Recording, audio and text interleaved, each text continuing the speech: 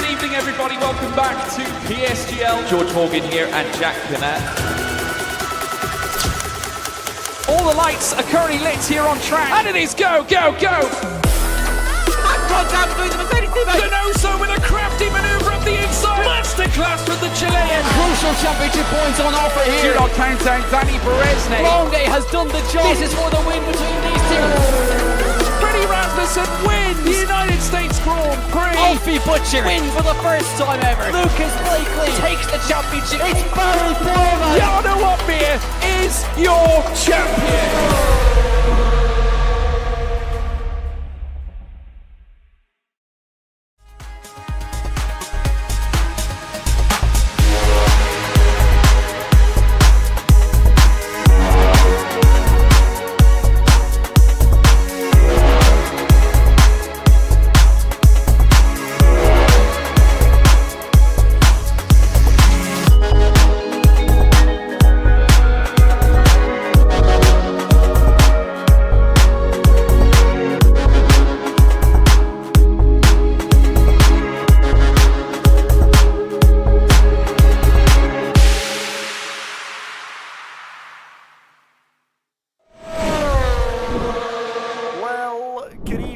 Ladies and gentlemen, oh, Tom has disappeared. Oh, there he is, he's back.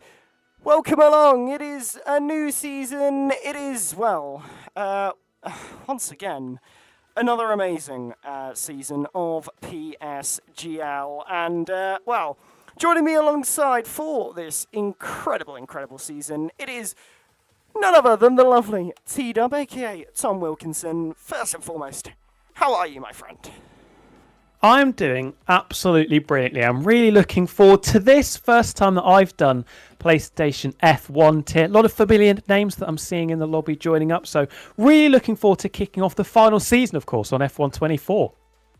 Yeah, F1 24, what a game it has been, but what a season we have had over the time we have been on this game. And hopefully tonight, no exceptions, a very amazing lineup as per usual. I've just realised I'm unmuted in the game, so I am absolutely man-splurging to everyone in the lobby. They're going to love it, don't worry. They're going to love it, but it really is bound to be an amazing season. Looking super forward to this. It's your first time on PSF1, but as you say, a lot of familiar names. I feel like I'm built into the woodwork at this point, and this is my first official season here, so I think we're in for a really good time. 100%. And I'm a big fan of the track that we're kicking things off at as well. Sakir Circuit in Bahrain usually provides some really good overtaking. You've got that nice blend of those high-speed corners in the middle sector and the final sector, heavy braking zone as well, particularly down to turn 1. Going to see a lot of moves there. And into turn 4, the right-hander, of course. So should be a cracker to kick us off. Absolutely should be, and yeah, as you say, nice and well summed up. The first round of the season, of this 9-round season, is going to be... But here is the rest of your calendar on your screen. It is Brazil, Belgium, China, Austria, Britain, Singapore, Mexico, and Abu Dhabi. No break week for us. It is full blast between now and the end of this final season on PlayStation. And, well, it is bound to be a fan favourite season with a lot, and I mean a lot, of fan favourite tracks. I mean, the roll call there, some of the classics on that list. Brazil's my personal favourite circuit. You never... We love Spa, especially on the new game. Austria, always some cracking races and a bit of unpredictability. You can't hate Silverstone as well. Singapore's lovely to drive. There's no stinker in the roster.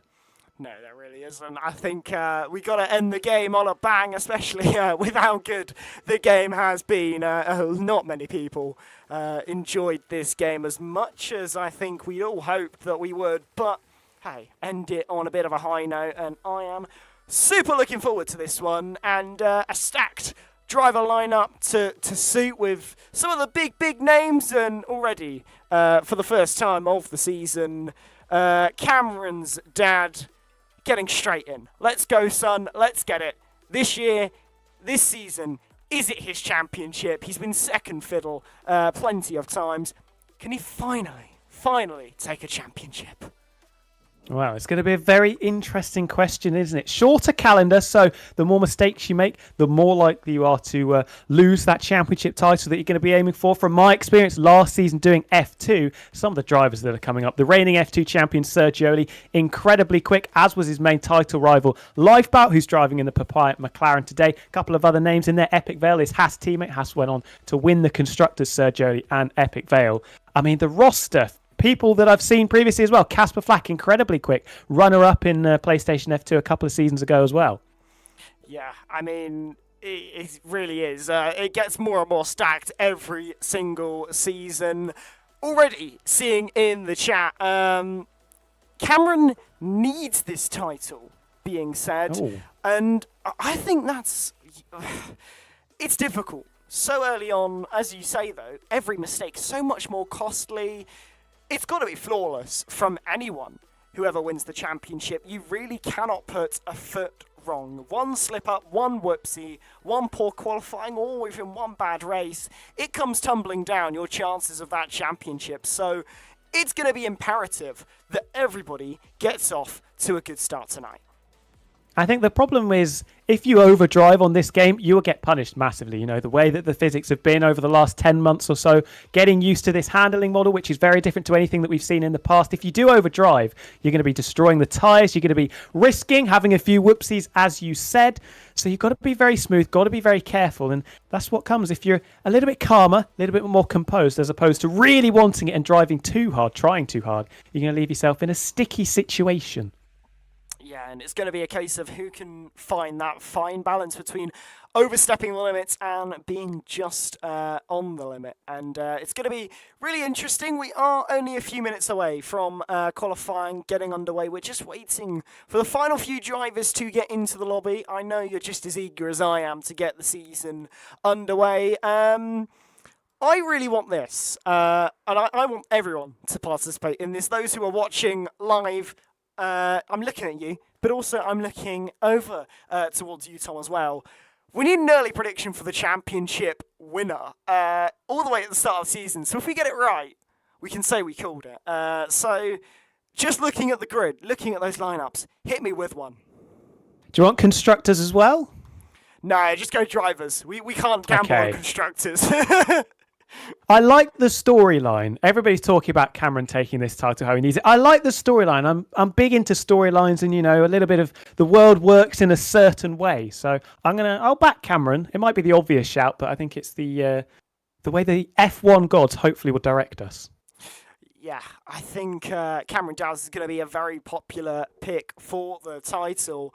But I'm just going to look at who we've got in this lobby, because you got to remember, if someone's not here tonight from that full lineup, they're immediately on the back foot. And I haven't seen a certain Matteo, who we're very used to seeing, won the championship last time in last season. I don't see him in the lobby at the moment. Still got 4 drivers to join, sure, but he's not appearing to be here for the moment. I will check the Discord to see if we're expecting the reigning champion who's looking to try and defend, but I want to go a little bit out there. Oh. I'm going to say Tony Roche. Okay, like that. Red Bull winning in real life. Going to go for a Red Bull winning it again. I do want to back one of my F2 boys as well. That's but it's hard to split Sergio and Lifeboat, who were first and second in the F2 Championship last season. Sergio was very quick out of the blocks. I think he picked up 3 wins in the first 4 or 5 races. Lifeboat was incredibly consistent, and in racecraft as well, he was 99% of the time bulletproof in that. So I think if you're able to race very hard, because of course with the way the game works, with the slipstream, the ERS modes as well, we are going to see a lot of DRS trading and inevitably very close on-track action as well. If your racecraft is tip-top tier, you're going to be standing in a very good position. Yes, it is going to be a real interesting one tonight, but I definitely rate you back in the F2 drivers. I remember when I was in F2, and even the quality of racing there is just absolutely top tier, so sublime. You really cannot go wrong with these drivers. They're just so good. And when you think they can't get any better, they just somehow find a way to do it once again. I really admire all of these drivers. They do such a good job. It really is going to be so great to see. I am going to quickly make us a little bit sideways, because what I do want to do is I want to show everyone the lineups and placements that we have for this season. And to do that, I needed to, slightly mess up this. Here is the lineups for the season. You can see here your 20. I say full-time drivers if they're not here tonight. It's not a good start to the season for them. We've still got only 17 drivers in, and we've got a really good grid here. Matteo, Cameron Dowds, Oscar, Azim, Ryan, Dirk, Brando, Ryderdale, Volakongan, Max von der Gies, Marios, Casper Flack, Alex Lofer, Enzo, Sabaton, Sergioli, Lifebow, Epic Vale, Gian, Elia and Tony Roche, your full-time drivers. But then you've even got four very good reserves as well. You've got Yo in there, Francesco, Largo, Lafiti, and Bell. So a real great grid, a real stacked grid for this final season. And the thing is, we know these drivers are going to be hot off the blocks because they've had, 3 other seasons on this game to make sure they've got that pace and potential. This is their final chance. This is the do or die moment. They've got to deliver now. And you put it perfectly. You want to end off a game cycle on a high. If you go into the next game, maybe under a bit of a cloud, not going into it as you would have wanted, maybe a botched title bid or having an absolute stinker, a couple of DNFs in a row, which is very possible with how closely fought the racing action is and how close the fields are as well. Expect to see qualifying where maybe the top 20 cars are covered by half a second, potentially even less around certain circuits, such as Austria, where it is a 1:03 or 1:04 lap time. We're going to be seeing, this could be one of the closest seasons that we have had in recent memory.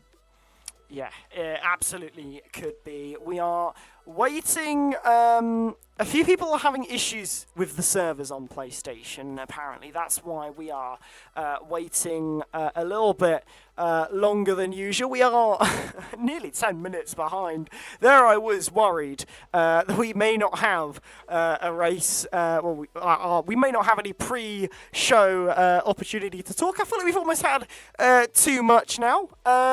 But Matteo is not available this round because he's on a school trip. We found out. Wow. I've just seen in the Discord. So immediately, the reigning champion, his chance of winning the championship, again, significantly reduced.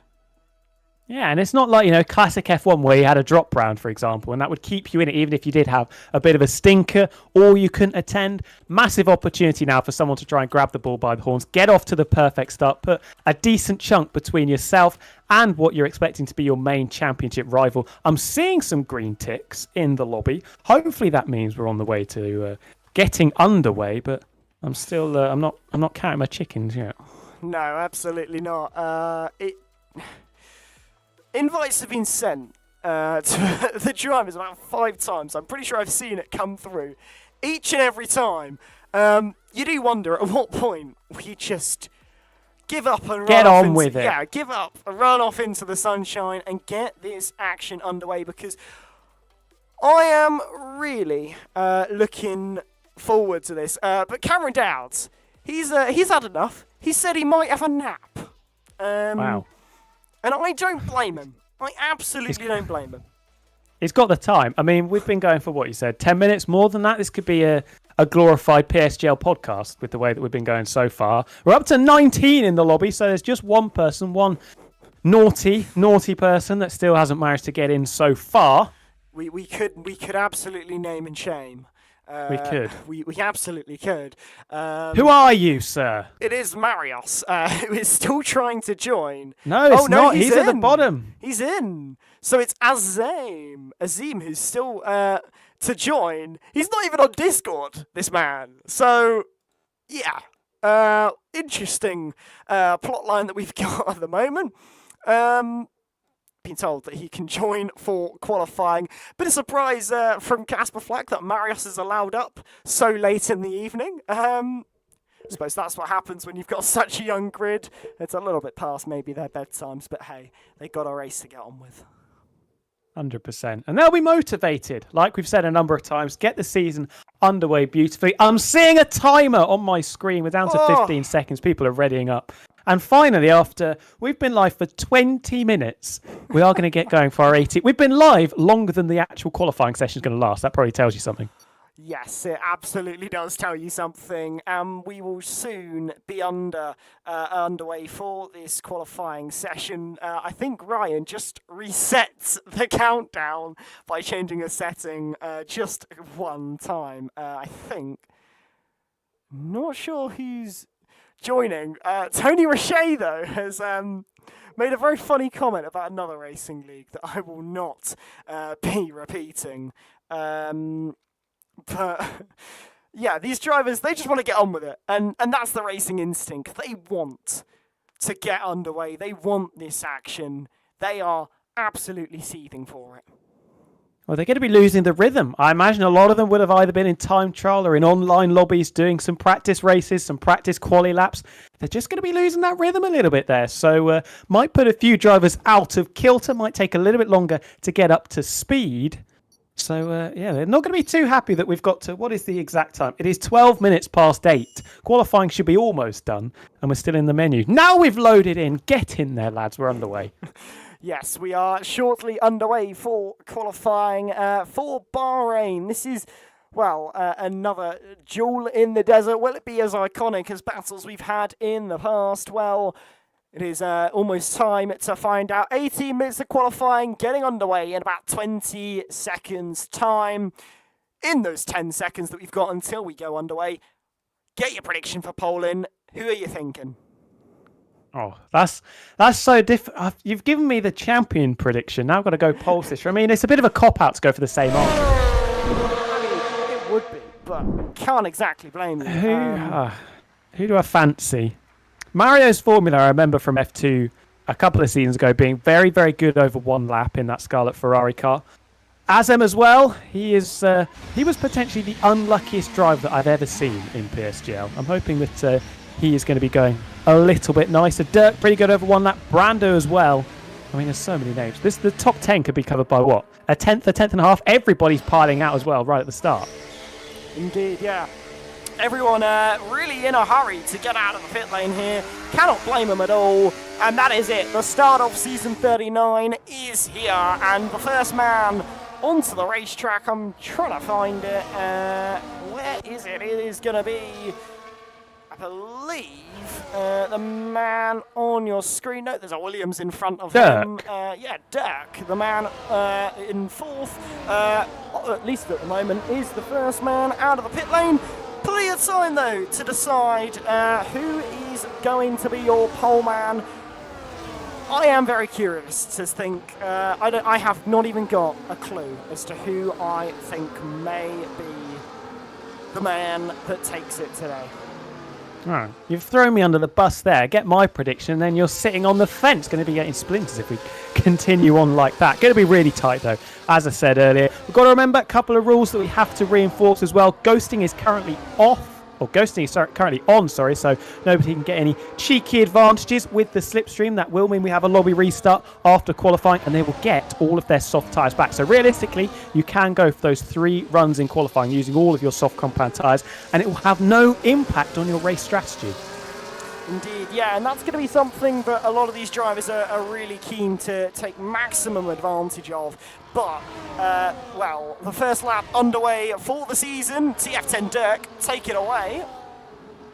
Oh, locked up a little bit there down into turn number 1. I think it was the right front. Big slide as well coming out of turn number 3. Didn't quite get onto the curb, but very, very difficult traction zone. This first sector can bite you in the behind if you're not careful. Breaking it just before the 50-metre board down to turn number 4. Got to keep it between the white lines. A couple of areas where you can exceed track limits. Drivers have got to be careful about that. That curb as we start the middle sector can also spit you off aggressively down into the barriers on the right and or left-hand side. Braking now downhill into turn number 8. And then we come up to, I think we've got to call it the Fernando Alonso corner now. Downhill into turns 9 and 10. One of the most tricky complexes on the F1 calendar. Bit of a lock-up on the front right, but Matters not rotating the car nicely, not using too much of that serrated exit curb and powering towards turn number 11. Lovely corner when you've got the grip and the confidence. Just chuck it in there, hope that it sticks, and then you're pulling gears up towards the kinks of 12 and 13.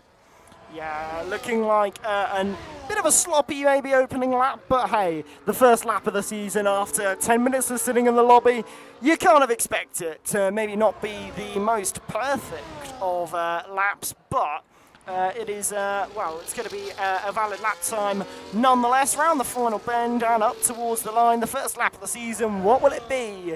It is a 1:26.272. Who's on a good lap at the moment? Lifeboat comes into the pit lane. What can Cameron Dowds do? You've got to think he's going to be towards the top. Epic fail though. 1:26.196. A decent lap time from him though. Cameron Dowds up to the line. Where can he go? Second of the pile, but look at that man, Alex Loafer, a 1:26.103. That is the lap to try and beat. Yeah, very, very fast start from a lot of these drivers. Big cluster on that 1:26.2 from 4th, now down into 9th place. Made that 10th place as Francesco Largo jumps in just ahead of the reigning F2 champion Sergioli. 6 drivers have returned to the pits, so either they made a bit of a whoopsie somewhere around there or did come a cropper regarding track limits. Lifeboat, one of them, Owen Casper Flack as well. They're going to be under pressure going into the second third of this qualifying session. Indeed, yeah, a lot of pressure, I think, for quite a few drivers in this grid as well, because there is not much time to get laps done, and if you've put a bit of pressure on yourself with that first flying run, it's not going to set you up great for the future of your qualifying sessions. So a bit of a difficult one, I think, for these drivers, is now they've got to get under a good lap under the belt. But if anyone can do it, I think these drivers should be able to do it quite nice and easily. They do know what they're doing, or at least last time I checked, they know what they're doing quite a bit. So we'll see what they're able to do between now and the end, but plenty of drivers back out of the pit lane. Lifeboat kind of leading this, I say gaggle of cars out of the pit lane. Yeah, he's leading them and trying to get a good lap under his belt, which he absolutely needs to do at this stage in qualifying. Yeah, it's a bit of a double-edged sword because you've got a lot of time left in the session, but you're consistently playing catch-up. Everybody else is just that tiny bit more dialed in. They've got the confidence of having a bank lap. They can push that tiny bit harder, but these guys that did invalidate or did mess up their opening runs, they've got to be a little bit careful. Maybe leave a bit of time on the table just to be safe. Make sure you don't stuff it up again and end up starting way out of position, 17th, 18th, or even further back. Yeah, and that's what's going to be really difficult for them. If they're not able to get that good run under their belt, which they need to at kind of this stage in qualifying, it's going to be quite difficult for them. So let's see what they're able to muster. Lifeboat beginning a flying lap time here down towards turn number 1 with the McLaren. Again, a lot of drivers locking up and sliding through that turn 1 on the exit. Nice and planted though for Lifeboat as we head up towards the top of, I say a hill, it's not really a hill at all for these cars. You'll see them take that esports line, swing it in, and try and carry as much speed through this sequence of corners as possible, and that's what they're going to be doing through the entire lap, maximising absolutely everything, because they need to really get everything out of this that they can, with so little time to get things over. And get that lap on the board. It is really do or die time for the likes of Lifeboat, who is on a decent lap at the moment, but a lot of drivers in front on out laps. How will that affect him as he goes through this second sector and in towards the third? The third, really only 2 corners and a bit of straight. But Bahrain does have quite a bit of straight lines, so they do need to set the car up and aim it towards that. But 2.5 tenths down on Alex Loafer's time as we go through the Sector 2 timing board. So it's not a brilliant lap, but it's not exactly the worst banker in the world. But up to the line, what will it be for Lifebound? Comes across the line, 11th. Not bad, not brilliant. Not too bad, yeah. Middle sector looked a little bit scruffy, was really hustling that McLaren through the first sector as Owen, the second driver that didn't get a lap in on the board in the first runs of the session, jumps all the way up into third place, only 0.04 of a second off the outright pole time. We're starting to get these guys that did mess up their first laps getting times on the board, but the majority of them not particularly competitive. It has to be said, as I say that, is Ryder Dahl jumping to the top. First driver into the 26.0s, barely, only inside by 6 milliseconds, but he does take provisional pole away from Alex Loafer. Yeah, it's a very juicy lap time from the Kicks Alba as Max van der Geest, he's invalidated on his lap. I'm trying to keep an eye on who's on a good lap, but it is awfully difficult because everyone's on a good lap by the seams of it. They are all really hustle and harrying around the circuit at the moment, but trying to keep an eye on it as much as I can.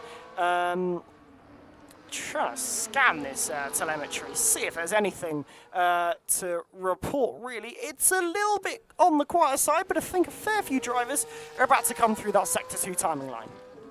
Yeah, and Epic Bell is the first driver that's going to cut the beam to set a second lap of the session of this group, and is up by just under a tenth through the first couple of sectors. So this could be two Saubers filling the first two grid spots on the starting blocks, but I think he's diving into the pits. Yes, so had enough of that one, so maybe a mistake that we didn't quite catch, but he was definitely up by a tenth of a second. That would have put him right on the rear diffuser of his teammate, but having enough of it and returning to pit road. Indeed, Cameron Dowds, though, is about to come across the line. He doesn't need much of an improvement to go up to pole. Brando takes a margin. He goes P1. Can Cameron Dowds? He absolutely can. Goes P1, a 1:25.977. That's not bad at all for the Scotsman, who takes it all the way to the top of the timesheets. Plenty of drivers, though, looking to respond. Francesco Largo, a very decent second sector, takes him to second in proceedings. So plenty of drivers on good laps. Next across the line, Volakongan, as well as, I believe that's a RB coming into the pit lane. Volakongan, though, where can he go? Goes up to 11th, so not bad, but would definitely have wanted that little bit more. Remember what I said about how close this is going to be. First down to 16th is 3.5 tenths, and a lot of those drivers didn't get a competitive second run in. Mario's Formula, Dirt, Casper Flack, Lifeboat with only one run in the session. We've only got one driver, the Williams, at the bottom that hasn't got a lap time on the board, so a couple of mistakes there for Max. Very tight at the top, but this is sometimes what you see in PSGL. The gap between first and second is usually the biggest gap that we see. Cameron Dowds with nearly 0.07 of a second. Everybody else behind is fairly equidistant. Yeah, everyone's pretty evenly matched for most people. Evenly matched, but it is pretty good at this stage in qualifying. These drivers, they are really having a decent time of it, and you can't say that they aren't getting a lot out of this qualifying session, given where they were. They had a lot to do in this qualifying session to get back up to speed. Pretty much everyone's managed that. Yeah, now you're going to be really in the groove. You're going to be feeling yourself. You're going to be feeling confident in the car, confident in your own abilities. Also, still 6.5 minutes to go, so we could have a bit of a waiting game. A lot of people on outlaps going for a third run of the session, so potentially a bit of a split. Some drivers going for 3 flying laps, some going for 4, doing a run on a used set of tyres. It's mostly the drivers from 13th down, you can see there, that maybe didn't get their best run in at the second time of asking. Plenty of drivers, I think, really maybe feeling a little bit of the pressure towards the end of this session. I think one of the big drivers who will be feeling that is going to be Max van der Geest. No lap time on the board for him, and he needs a lap time on the board at this stage in qualifying. He's only got 6 minutes left on the clock to do it, and that's not really as much time as he would have wanted in this session to get that on the board. the pressure's really on for Max van der Geest. He's on an outlap at the moment, and needs to get something on the board sooner rather than later, especially with only really one realistic run left in this qualifying session. He may have just enough if he invalidates on this lap, but he's on a lap time at the moment, and I do wonder what he can do.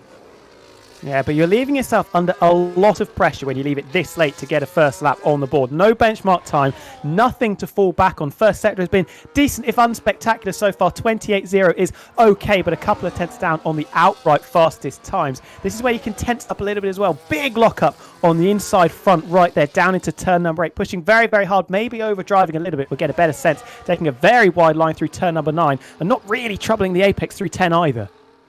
Yeah, he's really having to wring the neck out of the car here, as he hasn't got much time to get that lap on the board that he really desperately needs in qualifying. Just a few moments left in this session, and really it's do or die time for the Dutchman, as now he has to get something onto the board in this session, and it's 5 tenths down upon the time set by Cameron Downs. It's absolutely nothing spectacular. He is undoubtedly bailing into the pit lane, a change of tyres, because that is not a lap worth setting, but somehow it is. 19th on the grid for Max van der Geest. That is very disappointing. Is just about going to have time to go again, but is really in a battle for the wooden spoon at the moment. Is Enzo in the Aston Martin, the green machine, that is a little bit detached at the back, over a tenth and a half off the back of the Williams. A couple of big improvements. Casper Flack in the Scarlet Ferrari jumping off onto the front row, just over half a tenth off the benchmark set by Cameron Dowds earlier on, who is on a flying lap, going a little bit wide, I've just seen, through turn number 10. Brando improving as well, jumping into the top 5. Previous driver that was on provisional pole, Alex Lofer, not improving on laps 2 and 3, now bumped down into 8th place. Yeah, disappointing for him. Brando, though, at the moment, he's on a purple sector 1, yellow sector 2, so he's not doing bad in as far as qualifying goes. So he's got a little bit of maybe time to find, but he knows the pace is there as he bails into the pit lane. That's going to be a theme we're going to see between now and the end of this one. A lot of drivers bailing into that pit lane just so they can have that bit of time before they go out for those final runs. And it looks like Max van der Geest might be in low fuel mode, so I don't think there's time. And Azim in the Papaya McLaren has just stolen a march from Cameron Dowds, who invalidated on their previous attempt. I think that was run number 3. It is Azim that now leads second driver into the 1 minute 25. It's going to be really, really tight if he can get round for another go in the session. Might have used up all of his new soft tyres, but has set the benchmark, thrown the gauntlet down to everybody else. That is the time to chase with 2.5 minutes to go. Yeah, but the difficulty is now Azim has just got to almost sit and watch, a bit like a duck in water, to see what happens with his lap time. It's a brilliant lap time, but not a huge improvement over Cameron Dowds. And, well, if anyone improves, he knows it is absolute curtains for his chances of pole position as things stand. But we've still got 2 minutes left on the clock. Azim, the man on pole position, looking to try and get his season off to the perfect start, but there is plenty of time for things to change between now and the end of this one. Cameron Dowds on an outlap at the moment, as well as Casper Flack, and pretty much everyone out of the pit lane and out for another run. I don't think that Guion or Max van der Geest are going to have time to set a lap time. They just haven't got enough time, I think, to get round and do their final lap. But that will be all she wrote for Azim's qualifying session, as he will come into the pit lane now, and the final laps begin. Enzo Sabaton all the way at the back of the field. The first man to begin the flying laps. Could it be a bold and brilliant lap right at the death? Wasn't a particularly good start, has to be said. Massive lockup down into turn number 1. Clearly a lot of drivers struggling under braking, struggling to slam the anchors on, going way wide of the apex. Starting now down into turn number 4. Gets the car rotated nicely. Bit of a snap. Another wobble on the exit. This has not been a particularly tidy first sector. What is the time? It's a 28.1. Already a tenth down on his personal best. Comfortably down the car. Reacting badly over the curbs also. Oh, and again. seems to be a bit of a struggle at the moment for Enzo, who's not having the greatest of time of it in the moment on this lap. We'll cut to someone else because I fear it's not great to look at a man who's already down and out in qualifying. But Dirk is looking feisty. He's not looking bad at all in this qualifying session, and I'm sure he is going to be fighting hammer and tong for this race and attempt at pole if he can. It's not looking like the best of laps. We've seen better from Dirk, but the Dutchman has always thrown a surprise right when he needs it most. What can he manage as he goes through the sector 2? 2.5 tenths down on Azim's time, so nothing spectacular and an invalidation to suit. So unfortunately, not to be for Dirk. 15th is the best he will get out of this qualifying session. Marios, though, who's just behind in 16th. Purple sector 2, according to the game, I can tell you it's not quite as spectacular as that. But it is a decent-looking lap for Marios. 2 green sectors, and not a bad end to the lap either. No invalidation either. What will it be for Marios? Comes across the line, up to a 10th. What can Ryan do? He'll be the next man, and that's 10th. Yeah, Lifeboat as well coming around the final corner, cranking on the steering lock. Francesco Largo takes pole away from the other McLaren. Up to the line goes Lifeboat, only 12th place. Make that 13th because Tony has jumped all the way up into 4th. Brandu now nicks 2nd place away from Azam as well, who's starting to fall like a stone. Casper Flack improving, 25.8. We're starting to see these benchmark times. What can Cameron Dowds do? And it's only 4th place. Epic Vale has crashed on the final bend. He won't play any further par. He's actually crashed out. So unfortunate for him and his end to the session. Ryderdale is coming across the line now. What can he do? He goes up to 7th. Alex Loafer won't make an improvement either. And Guion only manages 17th. He won't improve either. Alex Loafer having invalidated as well. Peels off into the pit lane. So Casper Flack on pole for the first round of the season. He's on top form to begin with, but Francesco Largo, Brando, Cameron Dowds, all quite close in behind, but the entire grid very, very close as per usual. But Max von der Gies and Enzo Sabaton, they've got quite a bit of debriefing to do. Got some pace to find, and they'll be hoping that it is somewhere. Maybe it's a little bit deep, but it is there in their back pocket. Perfect way to start the season for Casper Flack. Very, very close, as you said. Top 4 covered by literally 1/10 of a second. And it's Ferrari and Mercedes on the front row. The House of Brandu sitting just behind. Azem good qualifying to finish in 5th. Tony then the 2 Saubers, Owen and Alex Loafer, who, remember, was on provisional pole after the first runs, failing to find any improvements and only starting from 10th. Yeah, a bit disappointing, I think, for Alex Loafer, but Ryan Marios, Lifebout, Sergioli, Elia Volakongen, Guion, Dirk, Max von der Giest, and Sabaton. Rounding out then your grid. I've just realised I've not got my camera up, but let's now take us to those. It's time for that little awkward bit of qualifying debrief before we get the juicy bit, the racing. Yeah, got a little bit to talk about. Some drivers I think will be maybe a little bit disappointed with their performance. I'm thinking mainly of the top 2 in the F2 Championship last season. Lifeboat was only 13th, unlucky for some, it was unlucky for him. And Sergioli, the reigning F2 champion, only going from 14th. And Epic Vale, who interestingly finished 3rd in that championship, he was up in P8. Yeah, it's really interesting, a real mixed up grid, very, let's say, unexpected from someone who's seen a lot of these drivers before. Casper Flack, that's a really good place to kick off your season. Francesco Largo as well, Brando and Cameron Dowds, all going to be very happy there. And I wonder if Matteo is watching. If Matteo is watching, which he is actually, I do wonder if he's maybe thinking,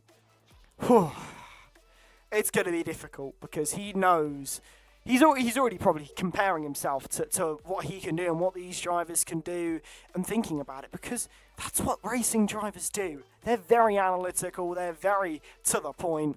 They're going to be, even if you're on the sidelines, you're going to be diving deep and thinking about who's looking good and who's maybe not.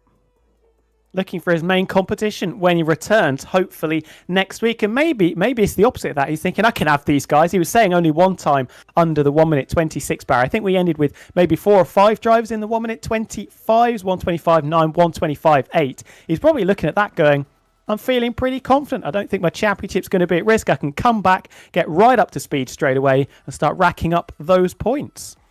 Yeah, I think it's a real story of two halves. How confident is he feeling? But I wonder how confident Casper Flack's feeling as well.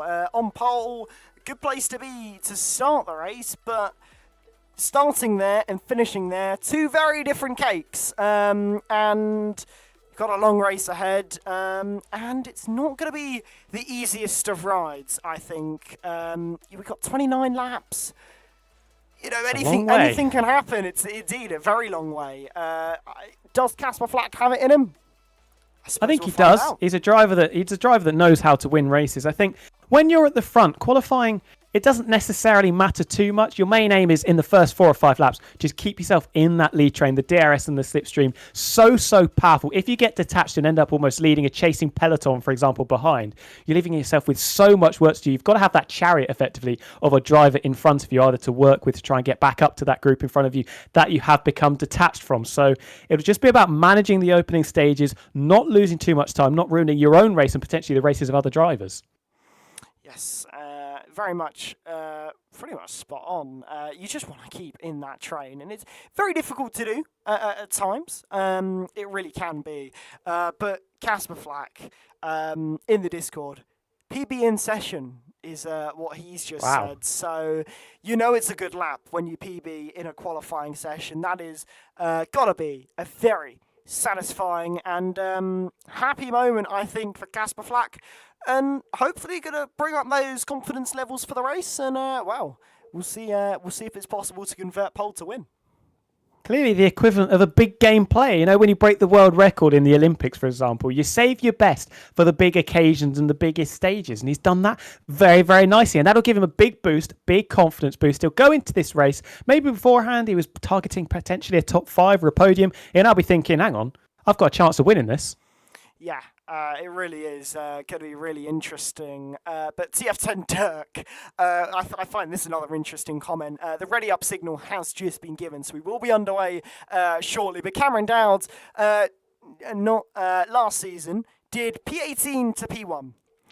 So TF10 Dirk has had the stroke of genius that P18 must be the best starting position, and that it was a tactical choice to be so far down the grid.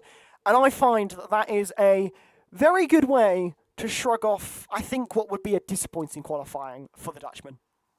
He'll be hoping that lightning strikes twice. And from what you've just told me, qualifying clearly means absolutely nothing. So I'm going to be expecting Dirk to be winning this race. And if he doesn't, I'm going to be very, very disappointed in him.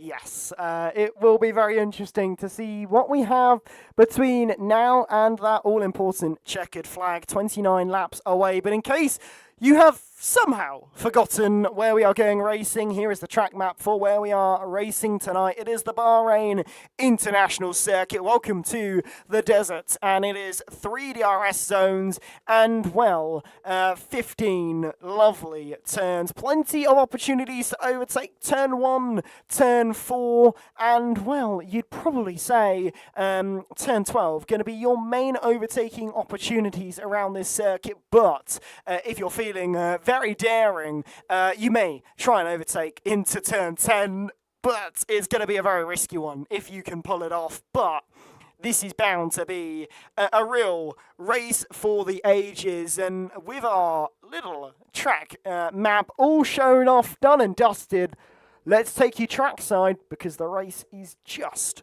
moments away. Getting ready. This is when you're most nervous. Your palms are the sweatiest that they will be. Getting that strategy sorted, getting your fuel loads sorted as well. This is one of the tracks where the fuel burn is pretty high. If we have safety cars, of course, that will mitigate the fuel saving that certain drivers will have to do. Anybody going to roll the dice on tyre strategies? Will we see the classic one-stop hard to medium or medium to hard? I'm very interested to see if anybody does want to go off-piste, if you will.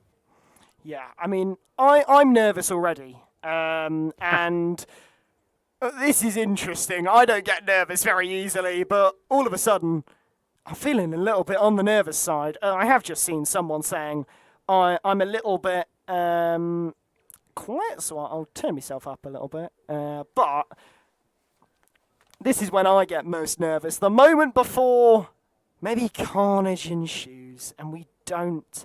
I don't miss it. I absolutely love this portion of racing.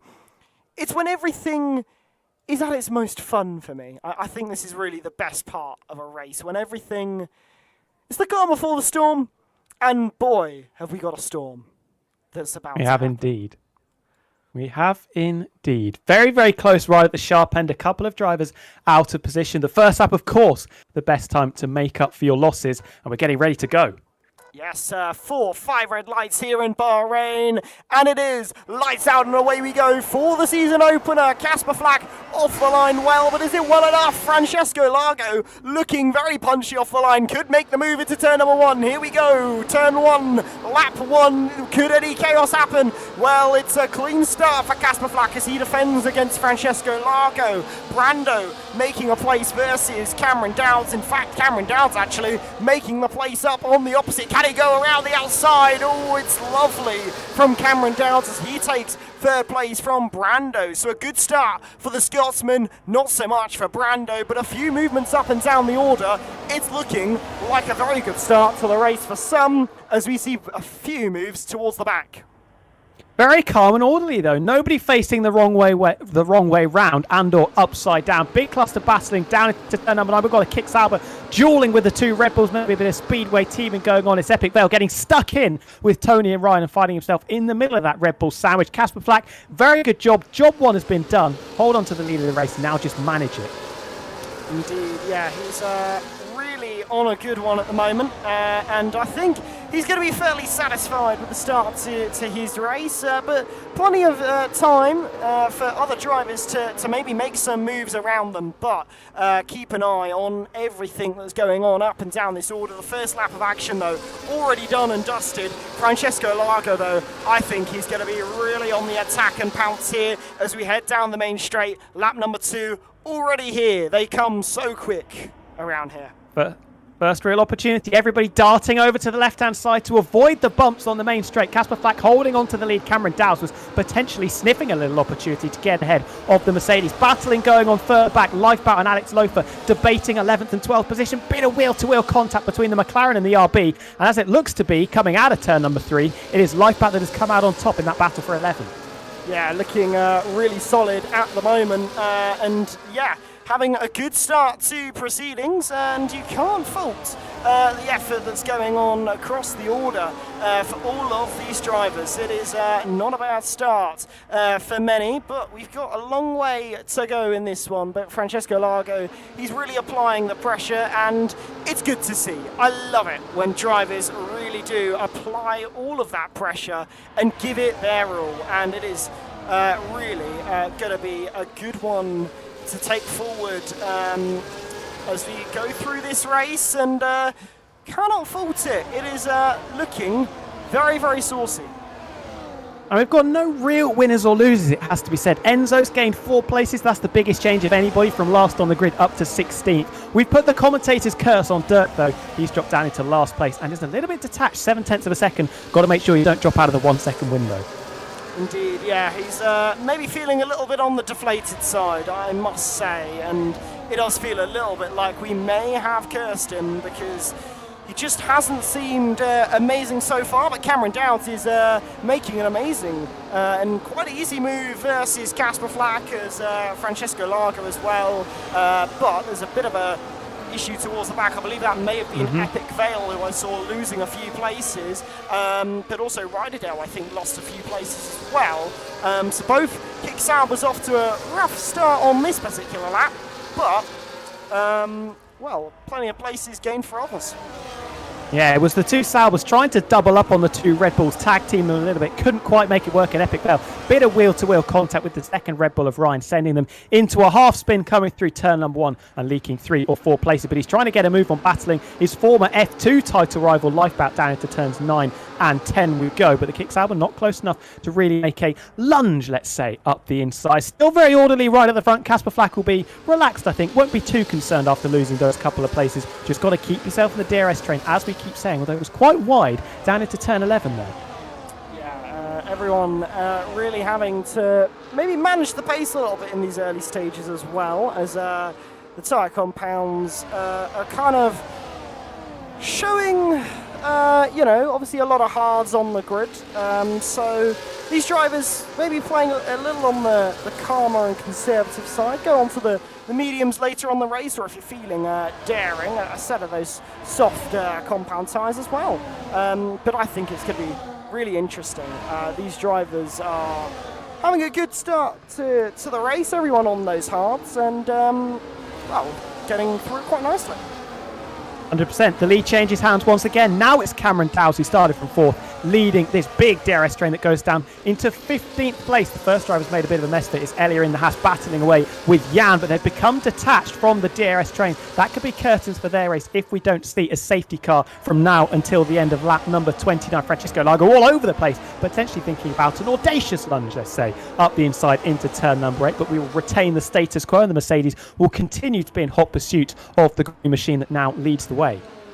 Indeed, yeah, looking very good at the moment is pretty much everyone towards the top end of this field. There's no real gaps other than Guillaume in 15th, who's just been gapped by just over a second. Marios battling with Lifebout as well, as Lifebout makes a very nice move past Marios, defense, versus the Scuderia, and keeps that place very nicely under wraps for the time being. But look at that gap, just approaching that 1 second window. If you fall out of DRS, it's a little bit difficult to get back in it, but Francesco Largo, once again, going to be on the attack. Cannot fumble the bag, can you, with the DRS? Through we go once again. We're going to see this for the majority of the race, you would imagine. The lead changing hands, a lot of flip-flopping for positions. It's Epic Vale that sets the fastest lap of the race. Nobody else going for any lunges into turn number 1. Just mentioned Epic Vale. Clatters into the back of Owen. Three-way scrap going on between 3 former F2 graduates. Marius Formula getting past Sergioli and Lifebout. Razor blades on the elbows of the McLaren as he tries to hold on to places. But through goes the Alpine as well. And that's a couple drop for the reigning F2 runner-up. Yeah, not looking great there for Lifebout, who's maybe overstepped the mark a little bit, but hey, he's got a few difficult lessons to learn over his first few laps of anger in this league. He's got to be getting used to everyone in, how they drive, how they position themselves and do everything. So it's going to be difficult for him to get up to, say, speed in the sense of just understanding everyone around him. And it's going to be difficult for him, I think, in this race, but you can only get more and more used to them as you race with them each time out. So excited maybe for things to come, but on to lap 6 already.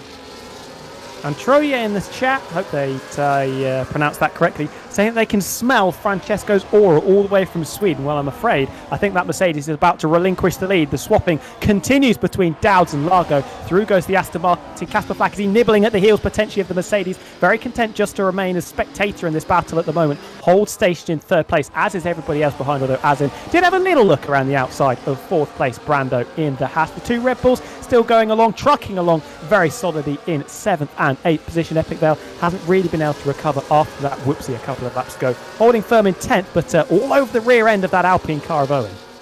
Yeah, right. It's looking quite good for Epic Vale, who's recovering quite nicely. He's got the fastest lap as well to suit.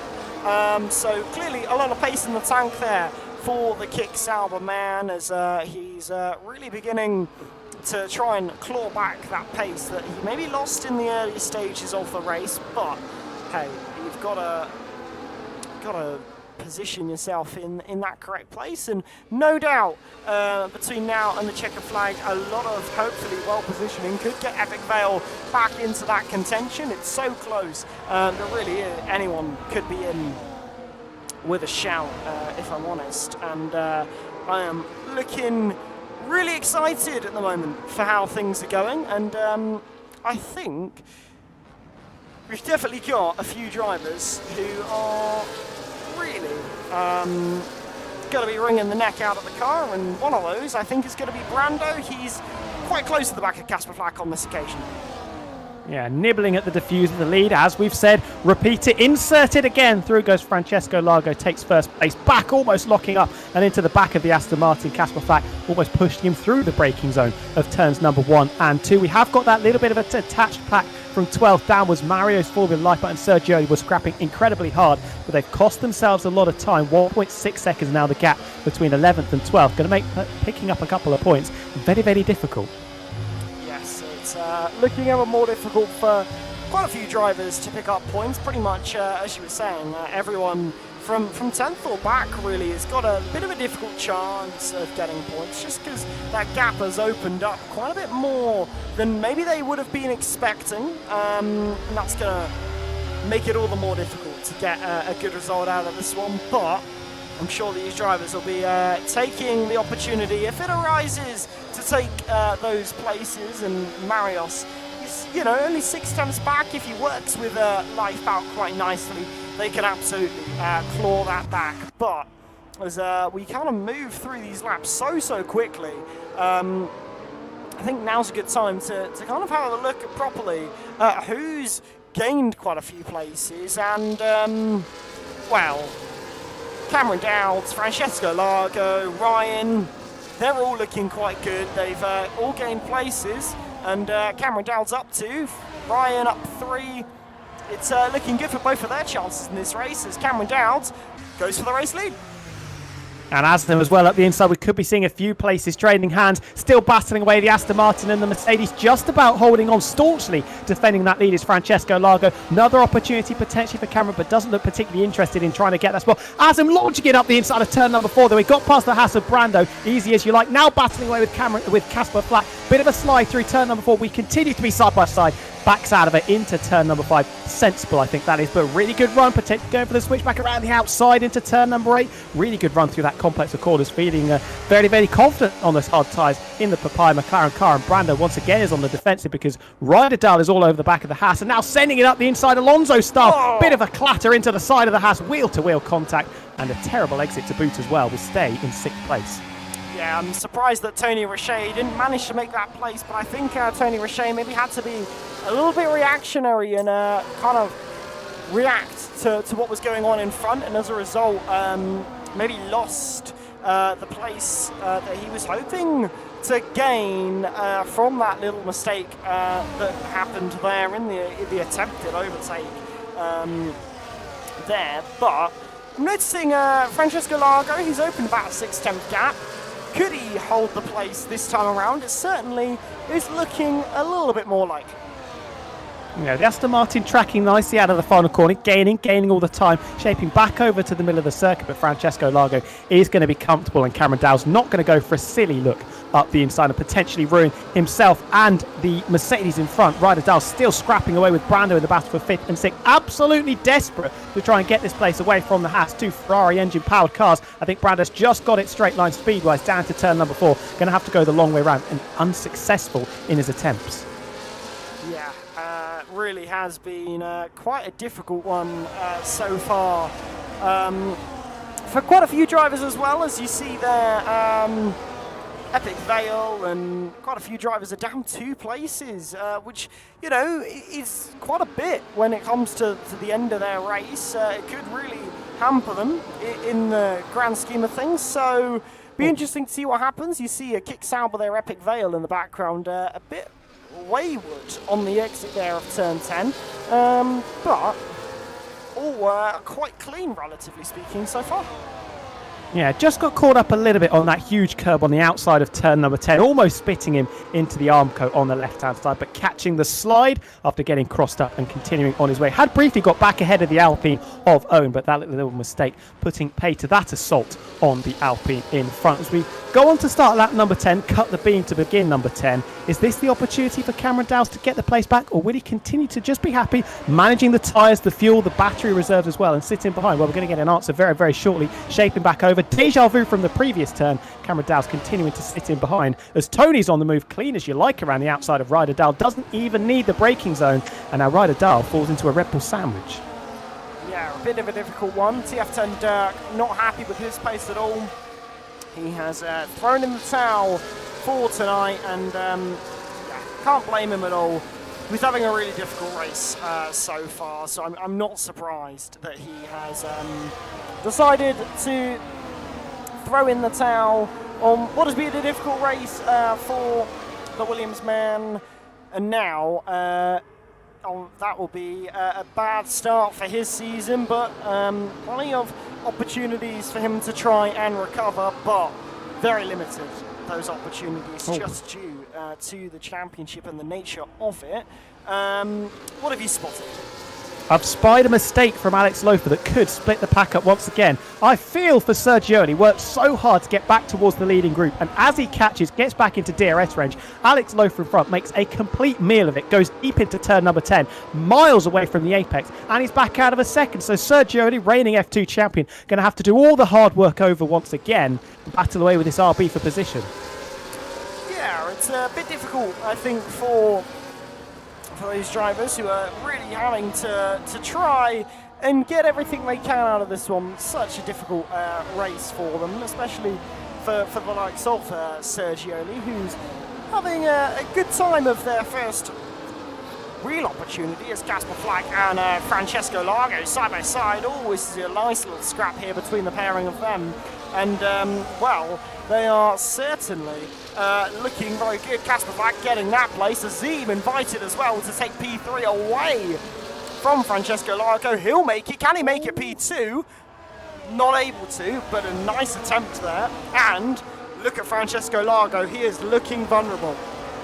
Well, Azem, you lucky, lucky boy. That would have put his eyes on stalks, that massive moment over the curbs. Contact with the side pod of the Ferrari was particularly sideways, I think is the best way to put it. Catching it up nicely, continuing on in third place, but a heart-in-mouth moment for the McLaren driver, who is now up onto the podium. Placed Francesco Largo about a lap and a half ago, was leading this race, and that just shows you how powerful the DRS trains are and how quickly things can change right at the sharp end. Absolutely, things can change so quickly, and well, it really is changing for Francesco Largo. A moment ago, really in contention for the race win, still in contention, but going to have a little bit more of a difficult time on his hands to try and take it here tonight, as unfortunately for him, he has now maybe got to do a little bit more thinking of what's going on behind as opposed to in front. Lifebout really looking a little bit on the dangerous side here as Guillaume battles there, and well, he kicks Sauber down in knife battles with Yoen as well. So a lot going on here, and Epic Vale doing a very nice job at the moment. Yeah, he's a bit lucky though, because he absolutely launched it up the inside of Ryan down into turn number 1. Owen was potentially trying to capitalise, but the two cars just got glued on the exit of 1 and through turn number 2. Luckily, neither of them ending up facing in the wrong direction and can continue on critically in the DRS train as well. Sergioli, try as he might, still hasn't got back to within 1 second of the car in front. 1.2, 1.3, it's been hovering around for the past lap or so, battling away with Jan, who has got ahead of his RB teammate Alex Lofer. Remember, it feels like such a long time ago when Alex Lofer was sat in provisional pole, now down in 13th, not ideal at all. Yeah, really not looking great, but hey, qualifying in the race, two different beasts, as we have to kind of almost remind ourselves every time.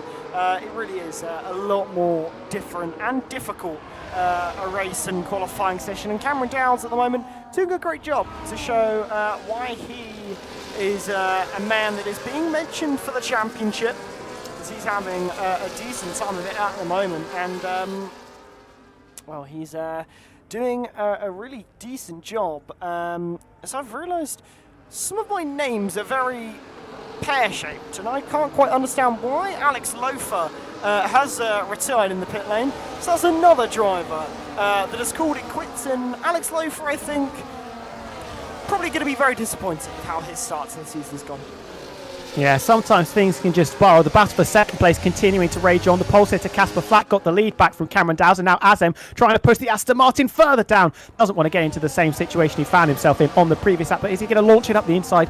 No, he is not. Stays behind for turn number 8. Francesco Largo potentially just lurking around the rear wing of that Papaya McLaren car. Got to make sure that he doesn't lose any more places. You do not want to get buried in the pack. That can make your life very, very difficult when it comes to the end of this race. We're on lap number 13. I think this is the time people are just going to start thinking, what am I doing strategy-wise? Yes, and I think that's something these drivers are going to be very aware of. It is getting towards that time where they need to start thinking about that all-important pit stop. And, well, that pit stop is going to be very important around here as well, because it really is an opportunity where you can gain time or places. The undercut is known to be very powerful around this circuit, and I think these drivers are going to be very wary of that fact, and someone is going to bite the gun early. There is no doubt about that one. It is just a case of who. But Cameron Dowes, once again, eyeing up a move, not going for it, and look at Azim trying to make a move as well. That is a man who is really trying at every opportunity to really get his name in the mix. Azim is having a great time of it. Just trying to force something out of nothing, put that McLaren in the smallest possible space that a McLaren could fit, but so far unsuccessful in his attempts of trying to get in between Casper Flack and Cameron Dowes, but once again, like you said, in a very solid position. Just going back to the strategy game, it's a really interesting one. The undercut obviously very powerful, but it's a bit of a risk to take yourself out of the DRS train because you're going to find yourself working on your own. 3 DRS zones that we've got here in Bahrain could lose you a decent chunk of time down the straights and almost level out the undercut game that you would have. Yeah, and that gain really important for these drivers because you can gain places through an undercut, but because you have extra tyre wear, it just kind of forces you a little bit into having to defend a lot more towards the end of the race. So it's about whether you'd rather have to make moves later on or gain places earlier and defend harder towards the end. It's a real gamble either way. Azim, a half look and a half gamble down the inside of Cameron Dowes, but very much a half-hearted look and attempt for him as now down that main straight. Casper Flack once again vulnerable to Cameron Dowes. They will swap places. Azim as well going to make that move into second place, and now the battle for third will rage on as well as Francesco Largo forced to have a slightly compromised exit off turn 1. Now Casper Flack could be nipping on the heels of Francesco Largo as now we're kind of at that halfway distance, and we're still yet to see anyone into the pit, although I looked at my timing screen and then I saw there's a house in the pit lane. Yeah, so it's Elia making the call to jump in for what I can only imagine will be the medium compound of tyre. No, it's the soft tyres. Well, that is brave indeed. 14 laps on a set of softs. I salute Elia. That is going to be quite the painful stint, you would imagine, especially when we get to laps 26, 7, 8 and 9. If you're somebody like Brando, you're going to be potentially smelling blood after Casper Flack leaked those 3 places down to turn number 1. Like I said earlier, if you get mired in the midfield, just stuck in the pack, unable to make any progress, your chances of winning become very, very limited. And you always have to pull off moves that you don't want to do in the first place, risking your race a little bit more just to force your way, fight your way back through. Yeah, and I think it's really risky at the moment. The place in which some of these drivers are in, about where they pit and how they want their race to pan out, because the later you leave it, the more susceptible you will be right at the death for something maybe not so ideal. So these drivers, I think it's a real case of managing their race as Azim manages to get his way into P1. Cameron Dowes and Francesco Largo battle side by side, or Largo unfortunately doesn't get the better end of that stick, and he will looks a bit susceptible to Casper Flack again, who's nipping on the heels of this battle. And Casper Flack, I think he's a driver who will really not be afraid to get involved. 100%. Started on pole, you've been bumped down a few places, but you're still full of confidence after that incredible qualifying lap. I wouldn't be surprised at all if he ends up winning this race. And something else that we need to note as well, with the line everybody takes to cutting the beam to start a brand new lap, you could very easily dummy somebody into the pits. You're moving all the way over to the right-hand side of the circuit. You could just go, just going to dart very late into the pits and maybe potentially leave one of your rivals hanging out to dry.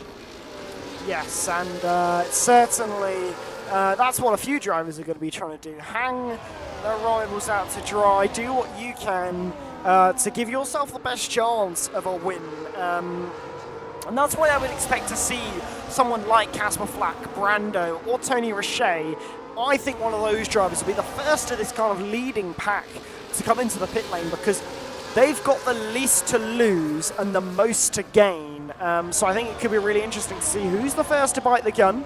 As Brando makes a move up into 4th place, so he's on a bit of a mission in this race. And well, it's not looking bad at all as Casper Flack, Brando, Francesco Largo. There's a few drivers here, all battling, quite a few places being made and lost.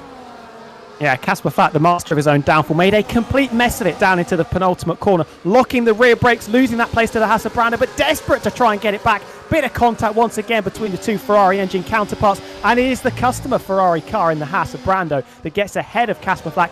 Elliott with the fastest lap of the race. That is going to be a big undercut on those brand new soft compact tyres. Tony potentially sniffing an opportunity to try and nab 5th place away from Casper. And it's the two Kick Saubers dueling behind. Epic Vale trying to muscle his way back through after a little bit of a whoopsie in the early stages of this race. Can't go around the outside of turn number 10. And the two Saubers will remain in the same order and will remain in a Red Bull sandwich. Very thick sandwich, that is. Yes, a 2-kick Sauber filling on your sandwich as into the barriers at the back is Enzo Sabaton, who's unfortunately found the wall and brought out a yellow flag, but fortunately no safety car to throw a spanner into the works for the strategic minds of all of these drivers, but we are approaching that time where the strategic mind will come out to play in this race, and still no one into that pit lane, but we are absolutely not far off, as in the background there is Guion, who's into the pit lane, speeding into the pit lane, and probably already retired, I would have thought. Well, I haven't retired yet and is going to make the stop, but that is pretty much race over. 10-second penalty. That is going to be absolutely debilitating considering how close this field is and how competitive PlayStation F1 split is. We retain the status quo out in front, the order remaining the same, although Casper Flack was under a little bit of pressure from the Red Bull behind down into turn number 1, but holding firm and holding 5th place, the pole sitter, of course, from 18 laps ago. I'm really interested to see who is the first to blink. It's the fastest game of chicken in the world, isn't it? Nobody wants to be the first, but of course you also don't want to be the last. Yes, exactly that. And it really is, if you're the first to blink, you maybe have the most to lose. If everyone is going to be that much faster on their set of tyres, that will be 1, 2, 3 laps fresher, but on the other side, you could be the one hung out to dry with not enough time to use the tyres that you've given yourself. So it is a real dangerous game that these drivers are playing, and they're very much on the edge of it. So we should expect to see them in very, very soon, I would have thought, into that pit lane, changing those tyres. And, I get really psyched out because everyone peels off to that right-hand side, but we do have drivers in. Brando, Ryan, Yoan, all into the pit lane. That is the first of that kind of leading gaggle. And, Ryan, the first of that, the first of that kind of gaggle to come into the pit lane. Could he win? Could he lose? That's the question. And now we're going to see the strength of that undercut. All of them putting on the soft tyres. Casper Flack again getting his braking wrong, this time into turn number 4. Thankfully, no heavy prices paid. Didn't clatter into the rear of the Mercedes of Francesco Largo. No damage. That was what ended the race of Alex Lofer about 5 or 6 laps ago. Asm and Cameron Downs were also battling. Big snap of oversteer for Asm coming out of turn number 8. Those rear tyres seemingly starting to struggle. Could be struggling with the temperatures as well as they begin to degrade more and more. And he continues to have to work them very, very hard in order to hold on to the lead of the race. We have got 2 very different groups of cars. The top 7, it was the top 10 before those pit stops were made. Sergioli now finds himself leading the chasing pack with their 5.5 seconds off the back of them. It was a group of 10 leading the way. That could be our point scorers. Yes, it will be difficult to claw back into that, but the undercut can absolutely bring you back into that place and into that contention, and we've seen it done plenty of times. If you've got about a 1.5 second gap to say the car in front, do an undercut. You easily gain that little bit of time you need and get yourself in DRS. And once you're in DRS, it's quite easy to string yourself along. But Cameron Dowds and Epic Vale are going to be are going to be the only 2 drivers left on the road who haven't pit from this leading gaggle. As we'll see Azim come into the pit lane. Where will he come out in all of this versus those who came in 1 lap earlier? That's what we've really got to keep an eye on. So keep an eye on the left-hand side of your screen, and now the right-hand side. Look at how Brando has quite easily done the undercut. He's gained quite a bit of time. In fact, look at Azim here as his colder tyres nearly see him overtaken by the Red Bull of TF10 Ryan. So a good start for Brando. He's got quite a good gap as well. 1.5 seconds between himself and Yoan, who's got a 3-second time penalty for multiple warnings. It is, looking quite juicy now with Brando quite comfortably in front at the minute, but there's time to chase that gap. 100%, but this is the race right here, I would say. 1.6 seconds. Azim's going to have to work very well with someone to close that gap. Brando could scamper off into the distance and make this an exclusive club of 1 battling for the lead of the race, because remember, Azim was the first driver to jump into the pits. The likes of Cameron Dow and Ryder Dahl, they're going to be even further back in this train of cars that goes from 8th position with Owen in the Alpine all the way down to 15th placed Epic Vale. Brando has been afforded a great chance. He's been gift-wrapped this race. All he's got to do now is open it. Yes, he really has got a great opportunity as Cameron Downs and Ryderdale both come into the pit lane, as will Lifebout as well, leaving just Max von der Kiest and Sergioli in this race yet to come into that pit lane for that change of tyres. And you'll see there, it's not looking great for those who've just come into the pit lane. Cameron Downs come out in 12th. Whew. For a man who was all the way towards the top, that is absolutely soul-crushing. And he's in no man's land as well. 3 wide in front of them between Tony, Epic Vale and Casper Flack. The kicks Albert backing out, but gets a good exit contact between the Sauber and the Ferrari, and it's Casper Flack that comes off second best. That's probably going to benefit Cameron Dowds, to be fair, going to bring him back towards this train of cars, but another bit of bad luck, it has to be said, for the pole sitter. Started in position number 1, got another one in front of that because he's running in position number 11. As in that DRS sharing with Owen has worked, did not allow Brando to escape out in front. 0.5 of a second. The Haas has been kept in check, and it won't be an exclusive club of 1 battling for the win. It won't be Owen in the Alpine with that 3-second penalty, neither Jan in the RB, also with a penalty looming over their heads. There are a lot of drivers in contention for this win. Yes, it is looking quite good between now and that checker flag. As you say, Casper Flack's mistake has turned out to be Cameron Downs' fortune, because it's clawed him within that 1 second window of the train, and he didn't have to do anything for it. So he's going to be quite happy with how that's gone for him, as Brando is maybe not so happy with the fact he's not managed to keep that 1 second gap. Azim comfortably ahead now and back up into the race lead versus Brando, who's now probably at this point going to be having to do a little bit more looking behind than he is in front, unfortunately, just due to how quickly those tyres will crumple, unfortunately. But Plenty of time for him to defend those places and really wring the neck out of the car. Yeah, it was just a poor middle sector on the previous lap. That's what really ruined the gap that Brandu had, 1.4 seconds, 1.2 seconds as they came through turn number 1. But little mistakes in that middle sector. Azim clearly driving with a lot of confidence. We saw that with some of the punchy moves that he was making in the first 50% of this race. And now, once again, it's the net race leader. Sergioli, the only driver yet to come into the pits. Goal hanging clearly for a safety car in the latter stages here is the reigning F2 champion, because pretty much consigning himself to being way down the field when he does get off those very, very used hard compound tyres. 21 laps old those tyres have done, all the way from the start to the present.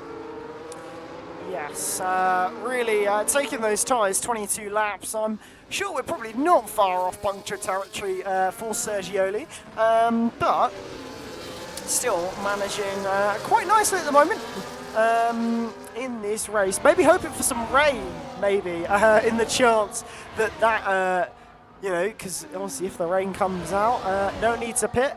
That's how they do the zero stop, but there is no chance of rain, so that strategy will not be pulled. But Francesco Largo, unfortunately, almost having his pants pulled down as TF10 Ryan makes a nice move for P5 and, well, will set the sights on the Alpine in front. Epic Vale barging his way past the Red Bull of Tony, continuing to be side by side out of turn 4 and into turn 5, but Tony going to have to go the long way around. Is run out of road there, and the Kicks Albert is up into 7th. Make that a net 6th by the time that Sergioli jumps into the pits. Epic Vale doing a very decent job of working their way back through the field. It's been punchy, a couple of swashbuckling overtakes in particular into this turn 9-10 complex, trying to muscle around the outside is the Aston Martin of Cameron Dowles, trying to recover from that slight strategical blunder that we saw. Still side by side between the Aston Martin and the Red Bull. The Green Machine backing out of that one though, and still bogged down in this midfield. And I think it's going to be getting a little bit frustrating for Cameron Dowles now, as he knows there's not much time in this race to make these moves. He tries the move on Tony Richet there. He will now nearly lose a place to Guillaume, who's in 10th. Lucky not to lose that place. But Cameron Dowles, you can almost see the red mist descending a little bit. He's really frustrated here. Yeah, lucky not to lose the position, lucky not to lose any of his tyres either. That was most certainly a Code Brown moment as he found himself sideways coming through turn 13. Lots of jostling for position out in front. Azim takes the lead of the race. Brandu leaking 2 as Owen comes past as well. Largo and Ryan continuing to stick their teeth into one another as the Mercedes finally manages to make mincemeat of the Red Bull and get back up inside the top 4. Epic Vale will be next on the hit list to try and push Ryan further down the field, and we've seen that he is very willing to try and make some punchy moves, let's say. Life back with a 10-second penalty. Hasn't been a good day for the F2 graduate. Sergioli retiring in the pits on that previous lap. Life back with a 10-second penalty is going to make scoring points now impossible. It was unlikely before, it's now impossible. Yeah, a really difficult race, I think, for Lifebout, and we'll be looking to bounce back for future, as Casper Flack will need to bounce back as well, as he has fallen down to 10th now with yet another difficult moment there as on the exit of turn 10. He fell to 10th. Enzo Sabaton has got a 3-second time penalty for multiple warnings. That will be disappointing for him, but also plenty of other drivers like Guillaume and Lifebout really struggling to keep it within the track limits, but obviously the main one, Yoen, who's in second, in contention to take the race win on track, but it will mean nothing because of the warning count. So unless someone else has forced him on, shown him the door on track, and he's got a warning for that, he will probably not be able to get that removed. So it will be all in vain for Yoen, who will fall definitely towards the bottom fringes of the points. Epic Vale on the move and in the groove once again, locking up down to turn number 4, past one Red Bull on the previous lap, trying to repeat the feat again. That is textbook stuff up the inside. Through goes the Kicks Albert. That is a net 4th position thanks to Owen's penalty. Epic Vale flying the flag for the F2 graduates, the only one doing very, very well. Enzo's retired in the pits. That is our 4th retiree. We are down to 16 with just 4.5 laps remaining in this Grand Prix. As for Owen, though, could be the joker in the pack, if you like. Could very much play spoiler for the likes of Brando and Francisco Largo. Aston will be hoping that he's got a good relationship with the Alpine behind, because Owen could very much help him win this race. Yeah, and it would be good to see them, in a way, work together to deliver that good, that better result. But I don't think that's going to happen. It's going to be a case of every man for themselves. Let's, get the best that I can for me, even if it does mean I'm P1 on road and P9 after it, because that's what racing drivers want. They want the on-track victory, and I absolutely don't blame them at all. But Azim very much looking behind towards that man, Johan, who's really putting a lot of pressure on. But Cameron Dowd maybe calm down a little bit. He's now running in 7th place, and with just 4 laps to go in this one, he's not looking likely to win. It's not out of the question, of course not, but really struggling, I think, in this race with that.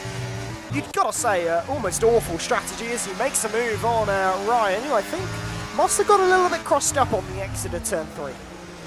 Well, I have to say that was an absolutely brilliant move. Picture perfect from Cameron Dowd. Saw Ryan was a little bit sleeping coming out of turn number 4, switched that battery on and launched it up the inside, easy as you like. And that's what you've got to do. If you are mired in the midfield, you've got to be smart with where you make your overtakes. You can't do it on the traditional DRS straights into the heavy braking zones of turn number 1 and turn number 4. You've got to be clever, work your way through, almost worm your way through some of the traffic, sneak your way back up towards the front of this train and give yourself a chance in the latter stages. Epic Vale is next on the list, who has been very aggressive, let's say, in his attack and defence, although it has been successful getting himself up into position number 5 after starting from 8th. That the lime green kick Sauber. It's going to be a difficult one for Cameron Dowds to try and muscle his way through.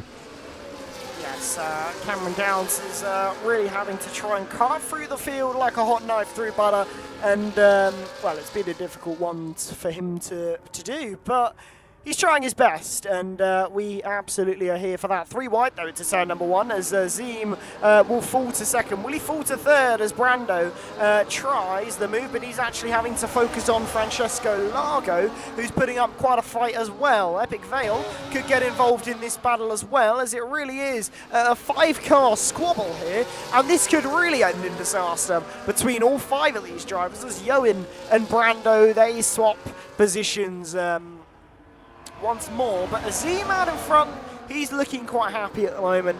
I think he's in a really good place as Cameron Dowd trying to get P5, surely not going to try around the outside, is he? He absolutely is. The commitment is unreal from the Aston Martin, the Scotsman in the car. He must have had a drink of Iron Brew, because that is a brilliant overtake around the outside. It was clean, it was clinical, and the battle rages on. Not completed yet, though. Epic Vale sticking the nose up the inside into turn number 11, keeping his foot in, but eventually is the Aston Martin that wins the battle of the green painted cars, and Cameron Dowds into the top 5, still potentially thinking about winning this race with just over 2 laps to go. I cannot believe the top 4 remained in the same order they were. I mean, they were pretty much 4 wide at one stage. I thought Francesco Largo was going to absolutely send it up the inside into turn number 1. Here we go again. Can Owen the Joker potentially shuffle the pack?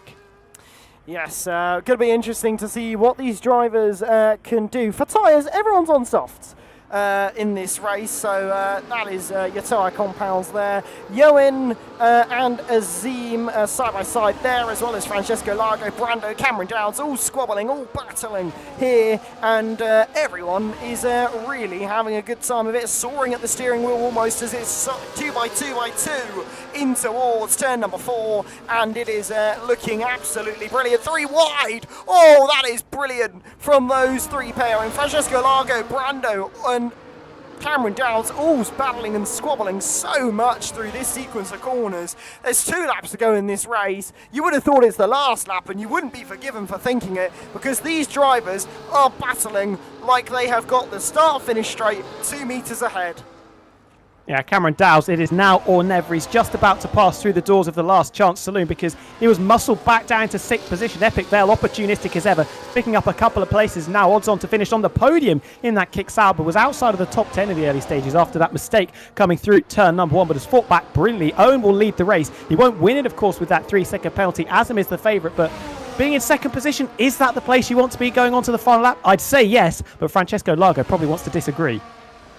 Yeah, he'll want to think that 3rd is the best place to be, but everyone, I think, in that battle has got a chance at being P1 come the end of this lap as we go on to that final lap of action here around Bahrain. It has been a race of pretty good battles. Cameron Dowles falls to 7th, Ryan up to 6th now as they go side by side through turn number 1, but Ewan and Azim squabbling, battling, changing positions once more, and Ewan is having a real good time of this one. He's really excelling in this position despite that penalty. Has tried absolutely everything to be P1 on the road. He's got one more opportunity to try and be that papaya car in front, but Francesco Largo may be nipping at the hill to try and take that P2 spot, which he'll get with the penalty regardless, but a shot at the win would be great for Francesco Largo, as now the final DRS straight that these drivers will be able to fully capitalise on, and it is all stations resume. Unfortunately, no battles into there as we go through now turns 12 and 13 up here at the top of the hill. It is, well, it's quite quiet on this final lap, but Azim looks to have done it. Yeah, had a massive moment coming through turns 12 and 13. A little bit too much on the curb. Would have opened his eyes a little bit as we come through the final couple of corners. We wonder if it's going to be Papaya on top in the start of 2025. It is certainly Papaya on top in the start of season 39. It is Azam with a brilliant drive to win the season opener in Bahrain. Francesco Largo coming home in 2nd place at Epic Vale after starting from 8th, dropping down into 11th, comes back strong to finish 3rd. I'm looking for where Owen is with that 3-second penalty, bumped all the way down to the back of that leading group of 8 cars, finishing in 8th position. And for the pole sitter as well, Casper Flack just couldn't get it right after his pit stop, found himself in the worst possible track space. He comes home in 9th with just a couple of points to his name. Yes, I think a good start to the season for a few, but penny for the thoughts of Johan, who really, I think, will have been quite disappointed with that penalty. And if it is removable, he will absolutely be heading to the steward's room for that one, because he is going to be quite sorely disappointed to not get much for his efforts. But hopefully we will hear from our top 3, because I think that is a real great race we've just had on our hands. But thoughts on that race? Fantastic. Lots of squabbling. Sometimes with tracks like this, you think the DRS train might just take over, but there was a lot of flip-flopping for positions. Lots of good battles in there as well. People getting their elbows out, which is what we like to see. And in the end, it was Azam starting the season strongly, beginning the race in 5th, coming home to win it ahead of Francesco Largo, who remains in 2nd place. Started where he finished, and Epic Vale from 8th, jumping up into 3rd. Anyone that'll be really disappointed, Ryan will be happy, missed out on the top 10, starting from 11th. He comes home to finish in 6th, and it was Ryder Dow making it 2 Saubers in the points, rounding out our top 10, just ahead of the Mercedes of Volakongen, who started from 16th, battled nicely to get up to 11th, couldn't quite pick up that final point though. Yes, very different race for quite a few drivers. We have got Francesco Largo for an interview. Epic Vale unfortunately won't be able to make an interview, and hopefully we will get Azim to be able to talk to him as well. But yes, pretty good that race all in all. I think a lot of talking points out of that one, but I really want to hear from our, well, 2nd place man, Francesco Largo. Well, Francesco, first and foremost, can you hear us? He's muted. Always. It's not a good start. He's muted, so what I do Yo. want... Yes, he is here. Well, I presume you can hear us, because you are muted, as we say you were muted. Yeah, I can hear. Lovely. Pretty interesting race, a pretty chaotic race from the front. P2 on the road, first race of the season, not off to a bad start for you. How does it feel? Well, it feels great, especially seeing how my first trip to F1 went with only like 4 points in my first season on F1 23. So extremely happy to get a podium in my first race as a reserve. I was also called to race like 5 hours before. I also had some technical issues that prevented me from practicing a lot. So when I saw provisional pole and then P2 in quali, I was stoked. And then the race was very tense. Had to make some crucial moves to overtake the undercutters and the softs, but extremely happy with podium in my first race. Yes, I was going to say that undercut was very potent for quite a few drivers. Brando got a massive 1.5 second gap, which isn't necessarily the hugest of margins, but it is decent when it's coming from an undercut from a few places back. Was there ever a worry about not being able to re-overtake those cars who pit a little bit earlier, or did you kind of always know in the back of your mind it would come full circle in the end? I was very worried because I had some fast drivers ahead of me with not so much older tires than me, so I had to make some sense into turn one, take a lot of risk, but the risk paid out and we managed to overtake all of them, apart from Owen, who I think ruined my chances of a potential win, but still, he did a great race, so cheers to him. Yes, well, it was a pretty great race from you. T-Dub, any questions from you? How did you find the battles, the actual wheel-to-wheel action? Because from our end, it looked like everybody was getting very aggressive, fighting very, very hard with each other. Yeah, it was aggressive, but cleaner than I thought. Like, everyone I raced gave me enough space. Maybe some very aggressive defenders, but still all within the rules. Fun race, fun battling, and nice racecraft by the top 5, top 6 drivers. Well, that pretty much, I think that's all the questions that we've got for you, Francesco. We will let you run off into the sunset after a great campaign as a reserve so far. Hopefully, we'll see you back for more, because that was a very good opening display from you. So go and enjoy it, and hopefully, maybe next time we see you, it'll be the top step instead of second. Let's hope so. Ciao, ciao. Take care. Well, great to hear from Francesco.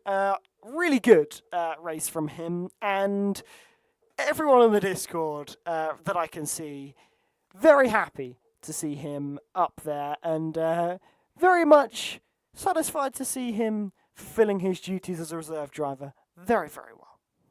Yeah, nice to see that camaraderie going on after the race has finished, and also interesting to hear him say, he only found out he was racing 5 hours beforehand, had to get prepped very, very quickly, and he obviously did a very, very good job. And if that's how quick he is when he's maybe a little bit under prepared, I mean, give him 2 days' notice, I think he'll be absolutely walking this.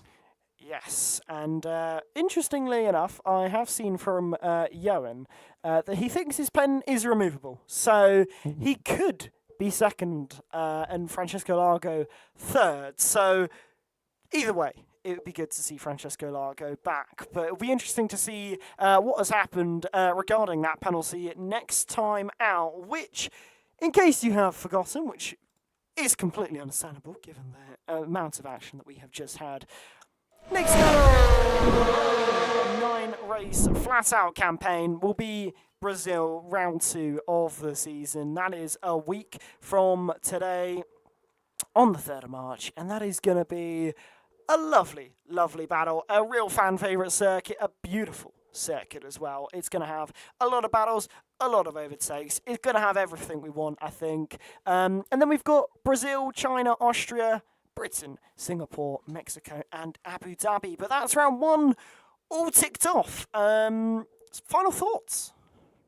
Fun. For the rest of this season, I didn't necessarily think we'd have so many drivers battling right at the sharp end. There are a few quick guys that are absent, a few quick guys that didn't have a particularly good weekend or week either. So gives us a lot of potential for a wide open title battle. I would love it if we see 4, 5, maybe even 6 drivers going into the final race with an opportunity to pick up the title. And from what we've seen there, we've definitely got that as a potential to look forward to. Yeah, I think we've got a real great season on our hand, and we're only just getting started. Round 1 of 9. Done and dusted, but still plenty more racing action to come. You've got PC, not PlayStation, heading to the track on Thursday as well, so make sure to catch them as they've got round 2 already hitting your screens. But I think from myself and as well from Tom, it has been your honour to be here for the start of what will no doubt be another iconic season of PSF1. But until next time, when PSF1 returns for that lovely, lovely round 2. Bye-bye.